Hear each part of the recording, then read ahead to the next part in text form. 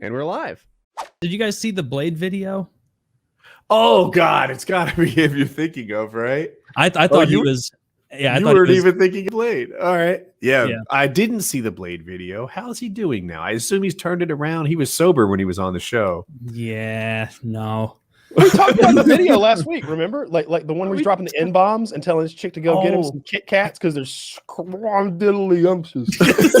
Well, there was another stroke. We talked. I couldn't watch it though. Was I producing the show or something? There was like this "don't play it." You were gonna play it for your like microphone, and he's dropping an N-bomb. Right. Like he's calling his girlfriend the N-word.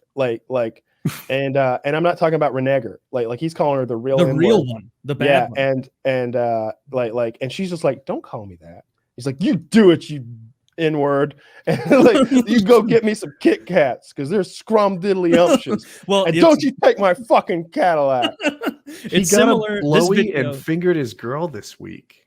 Well, I didn't see any video of an alleged fingering or a blowy, but I did see them both using the N-word a lot again. Seemingly it's a pastime of theirs. And then and then she was like being like, you want me to blow you? They're both just absolutely, he is just beyond gone. And like she like goes down below the camera where I could see on the little clip, and she's like trying to suck his dick, and he's sitting there like not with it at all. And she's like, you gotta spread your legs. You gotta spread your legs so I can suck your dick. And then she's no, you don't. I guess it wasn't going to get hard for her. Surprise. You're sitting on your dick again.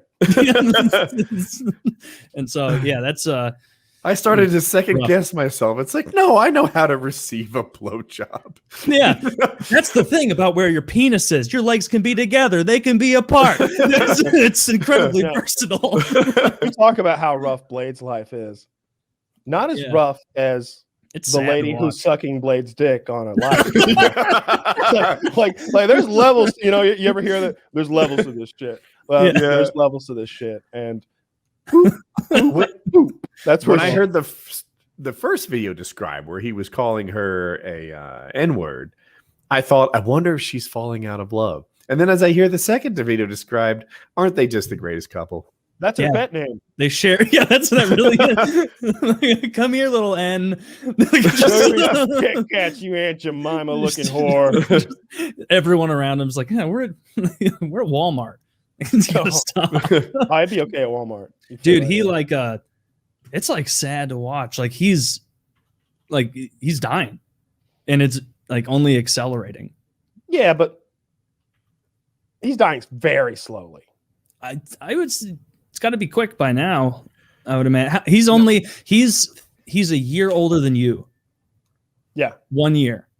Yeah, and like if you were in his health situation, you wouldn't be like, I'm deteriorating slowly. Oh, there'd be alarm bells fucking ringing. Yeah.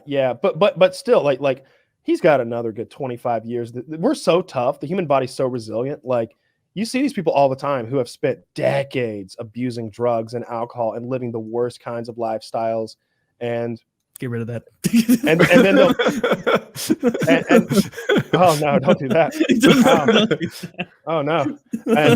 And they tough it out. The human body's so goddamn resilient. Like you can just take it. It's good it has so many systems that are meant to process poison. That's what your liver and kidneys. So what you're saying is if he were to stop, switch to chicken and broccoli, he'd be fine. If he were to stop and get on a healthy diet and drop the alcohol and walk, 10,000 steps a day for a year, he would look like a completely different human being. Now that's true. But like, if he doesn't stop the abuse, like I feel like a lot of these progressive diseases, like it'll be kind of slow down for a while. And then there's a precipice of like, yeah, your liver's dead. Well, I don't think he has a disease. Like he doesn't yet have any disease particular other than alcoholism, if you count that. Yeah. But that's where when he was rotting with that toe thing and the doctor was like, you're going to lose you. I can just take it now. The doctor said gangrene. Okay. I was like, you're on the edge of a permanent thing. If they take your toe off, they won't ever put it back on. Like that's it. If you lose your foot, it's gone for good. So much of what he has is only just use blade legs. We've made that joke before. Well, that's why it seemed familiar. Not damn. So much of what he has is just to stop doing it away from disappearing. you know, like obesity or something. Like, yeah, just fix your diet and that actually disappears. And it's like you weren't used to be fat anymore. But he's on the edge of something permanent, I guess. Yeah, I would imagine so. Like, maybe Kyle's right. You never know if it's like what extent the damage is, but like, just like, you know, when you see someone like where their arms, like there's no musculature there, and yet the tub in the front is like so distended. It's like literally this is a deep cut, but in O&A, it's exactly what Lady Di looked like before she lost her mind and forgot who she was with wet brain. Yeah, you know, it affects different people differently as well. Some people just have a genetic predisposition to the point where like they can just take it. Like Ozzy Osbourne, they've tested his genome or whatever, and they found that like, holy shit, this guy's actually genetically resistant to like the damage caused by like narcotics and alcohol abuse. I mean, he's still fucked up, but he should be dead is the whole thing. And some people are on the opposite of the spectrum. Like my grandfather died at 35 years old of cirrhosis of the liver. How much was he drinking? Do you know? Well, see, he was a bootlegger, so he made his own alcohol, and I'm pretty sure that they used to filter that, not filter it, but distill it using old radiators, which had lead in them, and so like that probably contributed to it to some extent. That is young as can be for cirrhosis. So there must have been some nonsense. That's my age. My grandfather died at my age of cirrhosis of the liver, which meant he must have had it for some time, right? It's not like, oh, I've got it and I'm dead. It's and it's not like one day he was like, oh, and he keeled over. It was like, it must have been like at least a couple years leading up of every time he drank or did maybe not drugs. He just was in like agony and just forged ahead. I guess, you know, I don't know a ton about like how he died in like the like final days of him. He's a piece of shit, so nobody gives a fuck. Was he a true asshole? Yeah, abusive, alcoholic, philanderer. Yeah, so just did he I'm assuming it's your dad's dad, but dad's dad. Although mom's dad was just as bad. Did it turn your dad off of that behavior where he was just like, no, I will never be like that? No, he'll drink like socially. But I think it made him a much better parent. My dad's always been like very loving, like we don't like part ways without telling each other we love each other. You know, you don't hang up the phone without telling each other you love each other. Like we've always been like we've always hugged and like been super close. And like if we have some big fight or something, like, you know, we'll sort it out in a day, you know, or like real quickly, no matter what.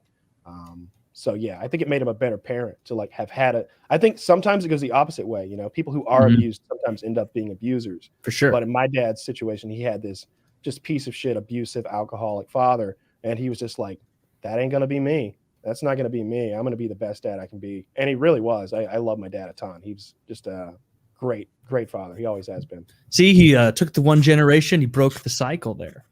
Like, you probably don't know. What was your grandpa's dad? Like probably abusive. Your great grandpa, not even don't know anything about them. Yeah. Isn't that weird that like for most people, once you're past grandparent, it's like you never existed. It's like you're not in the photo. If you are in the photo, like when I go to my grandparents' house, like there'll be pictures of my grandparents with like those fucking like daguerreotypes where like they used like silver eye, like it's like them just standing by wagons in like rural like 1899 or something, and it's like.